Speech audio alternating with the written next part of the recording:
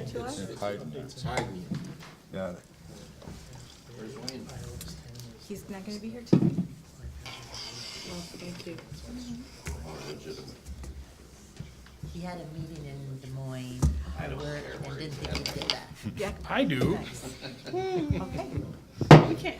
I'd like to call the meeting to order. It is Monday, April 23rd, 2018. It's 5:30 PM, and we are in the City Hall Council Chambers. And roll call, Patty. Cyphers, Here. Hawkins, Present. Hassick, Peters, Here. Zarling. Here.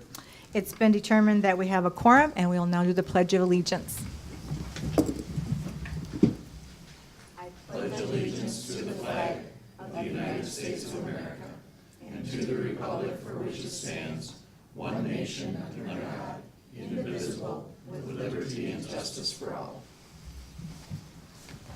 First item is to approve tonight's agenda, and there are no additions, and so the agenda that was included in your packet is there. Please a motion to approve the agenda as presented.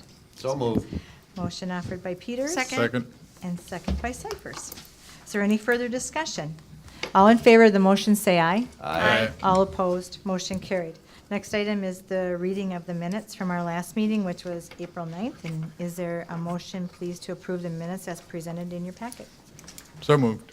Motion Second. offered by Zarling and second by Hawkins. Is there any further discussion? All in favor of the motion, say aye. Aye. All opposed, motion carried. Next item is 8.1, and it's a proclamation for Labor Day and for the month of May as Labor Month, and I'd like to read the proclamation, please. Oh, sorry, what did I say? Labor Day, sorry. Thank you. It is Arbor Day. Whereas trees and forest soils keep our lakes and streams clean by absorbing and filtering pollutants and sediments, and whereas forest soils prevent flooding and reduce stormwater by capturing and storing rainwater and snowmelt, which is then slowly released into our lakes, streams, groundwater. And whereas careful management of our forests is one of the best ways to protect drinking water and reduce the cost of water treatment. And whereas sound management of forested public lands surrounding the Mississippi River ensures clean drinking water for more than 1 million Minnesotans. And whereas about 3/4 of Minnesotans get drinking water from the forested parts of the state. And whereas planting trees is a natural and easy way to keep our water clean. And whereas the last Friday in April and throughout the month of May, Minnesotans pay special tribute to all the natural resources and rededicate ourselves to the vitality of our forests. Now therefore I, Deborah J. Foster, Mayor of the City of Fairmont, Minnesota, do hereby proclaim Friday, April 27th, 2018 as Arbor Day, and the month of May 2018 as Arbor Month in the City of Fairmont. And there will be a celebration for Arbor Day, and it's going to be held this coming Friday, April 27th at 1:30 p.m., and it's going to be in Charlotte Park, which is at 401 South Dewey. And Chad Streamer, the city forester, and St. John Vini, Mrs. Megan Finkbeiner's fourth grade class will have a Labor Day celebration, and the public is certainly invited to attend. So thank you. And Wayne is now here, Counselor Hessick, and so we can put him down. Do you want to ask him if he's here? Here. Thank you. Debbie, what time was that? It's at 1:30 p.m. Thank you. Are you able to attend, Tom? Lord willing, I'll be Okay. there at 1:30 on Friday. Thank you very much. Okay. 8.2, presentation by Ronnie Dower regarding CER update and summer free playground and park program. Welcome, Ronnie. Thank you. I think you all have information. I left you a book and a copy of the playground program schedule that we have lined up for this coming summer. I want to thank you for this opportunity just to update you. I love talking about community ed, and it's finally sunny out and we can wear our sunglasses and enjoy our beautiful weather. It's a great place to be right now, and so I'm real happy to update you on some of the summer programs we have, especially the playground program, which the City of Fairmont and you really make possible, so appreciate that. I think Fairmont's programs are exceptional, and they truly demonstrate how much our community values the youth as our future leaders, as well as valuing all of our citizens. So I hope you know how much that's appreciated. As part of CER, we're proud to be part of the school and the community and playing an integral role in providing these kinds of things for lifelong learning and leisure opportunities. The Fairmont Summer Program is now in its third year with playground programs, and I think it's an exemplary program for our community. As you can see from the schedule, we try to use several of the beautiful neighborhood parks that we have, and we promote the usage. We've looked at populations that surround the parks and tried to make sure that we're in neighborhoods that that would attract children just to come in from the neighborhood, as well as we have a lot of parents, grandparents, newcomers that bring their children to the park program, which is kind of fun to see. But I think this helps promote the usage, and it also helps to promote appreciation of such a valuable resource in our community. Comments from some of the past users, including these youth and parents and grandparents and newcomers, such a marvelous activity to have available. It's amazing what your city is doing. Thank you for providing such a safe enrichment program for our neighborhood. It's appreciated. Jim Buss coordinated our program last year, and he will do it again this year. He, as you can see, it includes 3 afternoons of games and enrichment activities at the various parks, as well as some selected makerspace Monday afternoons at our elementary school. So we have programs for everybody with this. If they like to be outdoors, if they're not quite sure how they want to spend their time, they can do both. So, and it's all free. So we like having this. We have one aide who will also work with Jim at the parks, and we had to hire additional staff if we need more. We try to keep the numbers down. Last year we had police interns who were also a big help, and also the Citizens Patrol stopped in. So we appreciated all those volunteers, as well as some of the parents, grandparents that stayed and helped. I think you might enjoy Jim's comments on his report, and I'll read those for you. When I signed on for these programs, I thought it would primarily be a playtime activity, but I learned quickly the value of having these opportunities for the students. I spent most of my time working on social skills, dealing with how to handle conflict, working together, communication skills, and the like. I also found that I was a help to many adults in learning proper and helpful ways to guide their children. I was fortunate to have an assistant as well as 2 interns from the police force to work with. I was able to have them work on activities while I worked on relationship aspects. It was a marvelous team of abilities to help meet multiple needs of children and families in our community. As an unseen benefit of this program to the city of Fairmont, my ability to interact with families visiting our community and its beautiful park system. As I saw families at the parks who were not part of our program, I would reach out to let them know of the opportunities. Many were from out of town, which would lead to further discussion of the offerings of Fairmont. So these are comments that Jim actually wrote for me, and it says it all. You know, there's a whole lot more to a playground program, a park program, a youth enrichment program than playing at the park. And we are fortunate to have it available, and such great resources to have available to do that. We also do other programs at the parks. You've probably seen some of those, showcasing hidden assets in Fairmont, including the Cedar Creek Park Snowshoe event that we did with McSap in February. That was so much fun. Fishing with Friends, sponsored in partnership with the Minnesota DNR, was something we did this past school year. And the kids, we have 21 youth. They provided, the DNR grant provided a fishing equipment for fishing during the open water and also ice fishing. So they got to go fishing, learn about smoking, learn about tying flies. That's what they're doing tomorrow night, by the way. A lot of different things, and that goes through the end of June. So that's been a neat program, and we have such great places with 5 lakes in our city limits. It's just so much fun to see kids learn to develop these kinds of things as well. That was a great addition to our program. Day camps at Cedar Park and at Heritage Acres are a couple of things that you'll see offered this summer. I'm also a liaison with the Park Board and appreciate especially the hard work of volunteers on that board and on those on programs such as the Adventure Playground Committee and the Active Living Coalition for our community.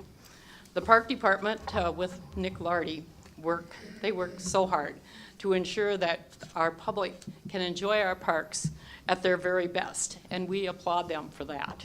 And thank you for having such a great staff with that.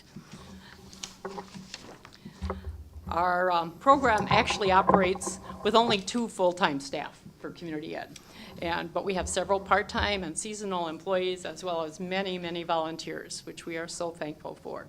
Chris Seifert handles all the facility scheduling for the districts, as well as the outdoor sports facilities, including the Jeff Cott Fields and the Gomsrud volleyball courts for sand volleyball, and the Winnebago Avenue Sports Complex. It's a great partnership with the city to be able to do that, and she does it exceptionally. It's an outstanding job that includes notification of the maintenance and park department of usage on a regular basis so that we can keep on top of things and not have duplicate usage.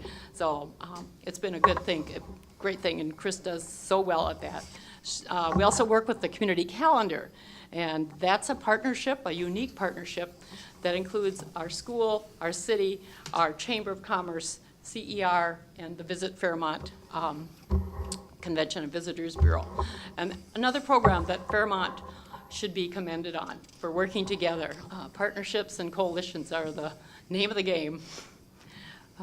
Some other things that we do, Kayleen Fitzloff coordinates many of our after-school enrichment programs like Lights On for Kids and the summer day camps. And we have some great workers with her. Megan, Cindy, and Talia have helped in various ways with that school year program and the day camps. We have adult basic education going on, and that is a whole program in itself. We have 3 instructors, Chris, Sarah, and Katie, and we provide classes for adults to study GED, learn English, prepare resumes, improve math, and study with distance learning options as well. So that's just a quick highlight on that. I'm just so grateful to have such a dedicated and caring team of coworkers and volunteers to make this such a successful program in Fairmont. Can't thank them enough for being there. We have some amazing volunteers, and we still need more volunteers, by the way, such as our youth sports coaches for t-ball and girls softball. Many of our instructors are providing activities at no charge. We had a Dementia Friends class last week that Janelle Cunning did for us at no charge. 18 people came. We've done things with other programs like that, and we appreciate it. Our advisory council, of which Ruth Cyphers is one of the members, is the key to our community ed program. It acts as our liaison to meeting the changing needs in our community. We have a great representation of our populations through them, and Margaret Dillard from the Chamber is our chairperson. We have Ruth Cyphers from City Council, Stephanie Bouchon from Visit Fairmont, Nicole Green from the School Board, Joe Brown, Dave Adams from the corporate business, Lillian Peterson, Bob Wallace, Corey Germain, Joe Brown, Christy Pomeranke, Eric Carey, Judy Moritz, Katie Gonzalez, Saranda Theodeska Rescue, Aaron Morrill, and Dan Brookins, Jenny Trushensky, Chris Seifert, and Betsy Stuber. Great group. We're always looking for new members, too, if someone has another idea, but these represent more than just one population. They represent a lot of different segments of our community in various ways, and we really appreciate their support. If anyone has suggestions, they can call me or they can call our advisory council about community ed, too. A few months ago, our advisory council asked me to develop an organizational chart to help them understand the workings of community ed a little better. This is still a work in progress, but I did bring one along. I thought you might enjoy taking a look at it. It shows you some of the many facets of community ed.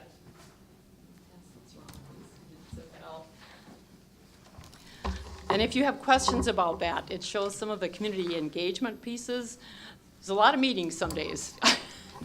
And our adult basic ed, we have off-site classes as well as on-site classes.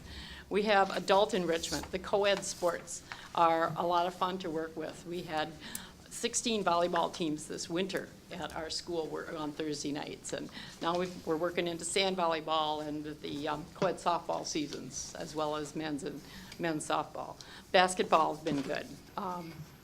Have a volunteer that provides open gyms for open volleyball in the winter, and that's been fun. We have picnic packages and snowshoe rentals. This year has been a really good year for snowshoe rental. A lot of people borrowed them, and now they've gone on and bought their own pairs, so we're glad to have that available. I finally put them away last week, just before the last snowstorm. We also have a lot of youth enrichment kinds of programs, like our Lights On for Kids program. We work with programs such as the Early Childhood Initiative and the Martin County Early Dental Network. We work with community events, the Youth Activities Expo, the STEAM Expo, the Area Career Exploration, Safe Routes to School. That's been a busy month. And Family Fun Fair, of course. So a lot of fun to be able to provide activities like this in our community. And I can't say enough about the kind of community that we have that offers this much support and this much of volunteerism. It's very important. We keep kind of busy at Community Ed, but we always welcome questions and comments on our program so that we can continually ensure that we're doing our best service to everyone here. So please don't hesitate to call. And the public is very welcome to stop in. We do not have complaints. We have great ways to problem solve when there's when there's something of a concern. So please don't hesitate to call us with concerns too. Again, a very special thanks from the bottom of my heart for caring so much about our community and your wisdom in providing for all the needs in such special ways. Thanks, Ronnie. Thank you. Thank you. Thanks for all you do, Ronnie. Everybody you mentioned, you didn't bring up yourself, and it takes a great leader to make a program happen. Thank you. 13.1, event permit for street closure for IHD Street Dance, and Mike. As part of Interlochen Heritage Days, the Blazer Bar is requesting to block off First Street from Park Street to Downtown Plaza on June 9th for their street dance. They'll start setting that up Friday evening. Okay, is there more? Staff recommends approval. I'm sorry, Mike. Is there a motion, please, to approve a street closure to hold a street dance for the Blazer Bar and Grill as part of Interlochen Heritage Days celebration to be held on June 9th, 2018? I'll make the motion. Motion offered by Second. Hassick and second by Peters. Is there any further discussion? All in favor of the motion, say aye. Aye. All opposed, motion carried. 13.2, Fairmont Triathlon and Duathlon permit. The- And Mike, The Fairmont Triathlon and Duathlon group has applied for a permit to run their event on June 16th, 2018, starting at Gomsrud Park. They've done an excellent job the last several years, and we don't see any real changes for this year and support the application permit. So Okay. moved. Sorry. is there a motion, please, to approve the permit for the Fairmont Triathlon and Duathlon to be held on June 16th, 2018? And a motion has been made by Hawkins Second. and second by Hassick. Is there any further discussion? Paul, do you guys have anything that you'd like to add? Do you want us to just give a little quick? Yeah, Sure. that would just be Is that great. okay? Yeah, absolutely. Okay, thanks. Your committee works hard at this. So, well, yeah, thanks for giving us a couple minutes. We'll just give you a quick update of what's Thank you. going on. I'm Paul Carlson, Phil Hansen, we're members of the committee. Ruth Cyphers is also a member of our committee. And yeah, basically just on behalf of the Fairmont Triathlon Committee, we'd just like to thank you, the city, and the park department, the street department, the police department for everything they do for us in helping us get ready for the triathlon, and then as well as the day of the triathlon. Without what they do, there's no chance that we could ever pull off this event and make it a safe and successful event. So we really appreciate their help and hope they will be willing to help us again this year as well. The triathlon this year is a week later than it has been. We moved it to Saturday June 16th, which is actually a week after the Interlochen Heritage Days. Number of reasons we moved it. This year turning out to be probably the best reason is the weather. Is going to give everybody a little more chance to get ready, hopefully, for the event. We have a number of events that we do hold, not just the triathlon, which a triathlon typically consists of a swim, a bike, and a run, which can be done as a team or an individual event. And we have a longer version and a short version. But we also offer a duathlon, which is a run, bike, run. Our mayor had asked earlier what a duathlon was, and it's essentially for people that don't love swimming. It's a good option for them. This year we did add a 5K run. We're all set up to time and do those various things, and so we decided why not add a run for those folks that maybe aren't interested in the swimming and the biking portion. And then one of our best events that we have is a youth triathlon. Every year we keep getting more and more kids involved, and that's ages 6 to 14. Everything's short and condensed for the youth, and that's a lot of fun. You don't need a lot of fancy equipment, just a bike and some running shoes. So that's a fun event. We do want to remind people that if they register by the 19th of May, they can save $10 on their registration. The other thing, it takes about probably around 75 people to hold a triathlon event. Of volunteers, and so we're always looking for new added volunteers. So if anybody's interested in volunteering, just they can go to our website and there's a link to get in touch with somebody on the committee, and we'd love to find a place for you to help out. And any numerous out on the course, helping people go the right direction or handing out water at the end, that type of thing. And then if you're not interested in that, we're always looking for just people to cheer on the participants. Down at the park, it's pretty crazy. There's people coming in and out, and that's kind of a fun place to be. And out on the route, the racers really appreciate, if they're out there on their own. Most of them are just racing just to finish, to say they completed a triathlon or a 5K race. And so any encouragement they get from just anybody along the route is always welcome, and especially some of the last finishers, they always appreciate just anybody cheering them on. Phil, do you have anything to add on that? Yeah, I do. I think one of the biggest things that I've seen over the years is when you're a spectator, you don't really know what's happening in the later years with some of these people, but we've had successful people change their careers and they actually became pro triathletes and are still doing it. And some of them were rated as high as 10th in the nation. One person even got a college degree and was rated up there. So it's not just for those that are finishing. And I do know that we have one young man that has been here a couple of times. He has aspirations to be in the Japan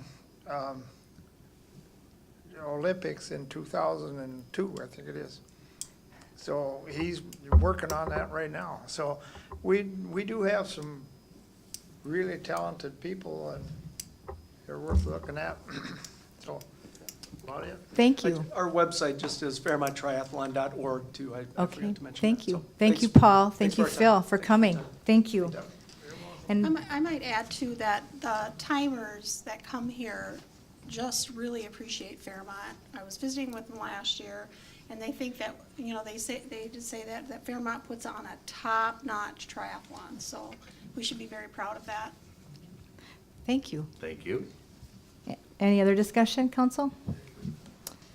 If not, all in favor of the motion, say aye. Aye. All opposed, motion carried. 15.1, off-premise sale intoxicating liquor license, Mike. Oh, Libby, excuse me, I'm sorry, Libby. I guess this is mine. This is yours. The Blazer Bar and Grill has currently a on-sale liquor license. Their on-sale liquor license is for a specific premise, which is the Blazer Bar.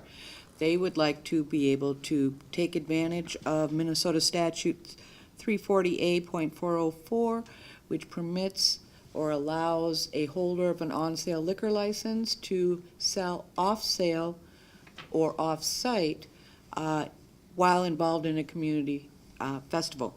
And so the Blazer Bar and Grill is asking that as part of Interlochen Heritage Days, that their premises be expanded to allow them to have a beer garden on the street as part of their street dance. Okay. Is there a motion, please, to allow the Blazer Bar and Grill to serve alcoholic beverages and beer in a beer garden with a public right-of-way in front of their building on June 9th, 2018 for the Interlochen Heritage Days Festival? So moved. Motion offered by Peters, Second? second by Cyphers.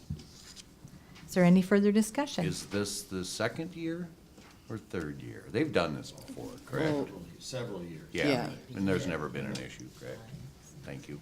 well, is this, they've done this off-sale, do we have to approve that every year? Is that the deal? Yeah, wait. Right. Oh, okay, It's a special one-day permit. I see. Any other discussion? All in favor of the motion, say aye. Aye. All opposed, motion carried. 15.2, call for a public hearing on street and utility easement vacation. And Mike.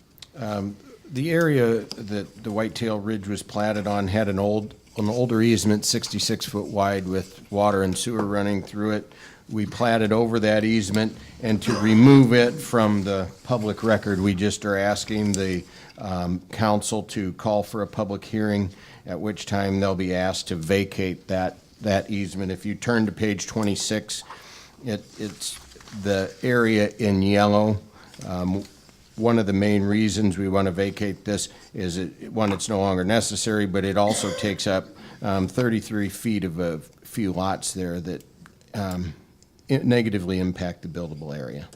But it won't have, with the platting, we were able to create smaller easements that will stay in place as a result of the plat. But this is just getting rid of an old easement that we don't need anymore.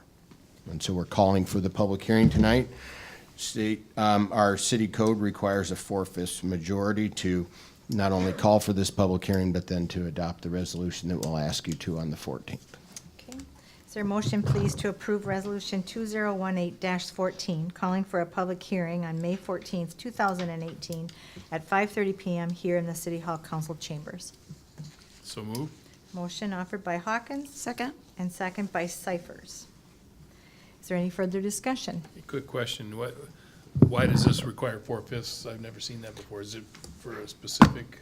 It's a statutory requirement that vacations have to be done Okay, by a supermajority. thank you, appreciate that. Thank you, Libby. Any other discussion? Roll call vote, please, Patty. Zarling, Yes. Cyphers, Yes. Hassick, Yes. Hawkins. Yes. Peters. Yes. Resolution passed. 15.3, excess inventory. Mike. The staff's just asking the council to declare the inventory reported on page 28 as excess and offer that for sale on min bid or potentially with the school district's auction coming up. Is there a motion, please, to declare the inventory reported as excess property? So moved. Motion offered by Hassick. Second. And second by Peters. Is there any further discussion? All in favor of the motion, say aye. Aye. All opposed, motion carried. 16.1, accounts payable. Paul. Yeah, we're just asking for approval to pay the bills for April. I'd be happy to answer any questions you may have. Is there a motion, please, to approve payment of the April 2018 bills as presented?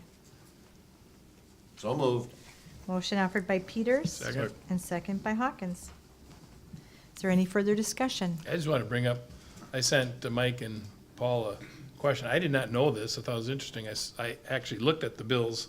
I don't always do that, but I kind of looked at it, and I didn't realize that it's been many, many years that we pay for some of certain expenses for at the library. I saw these expenses for the library. We don't own a library.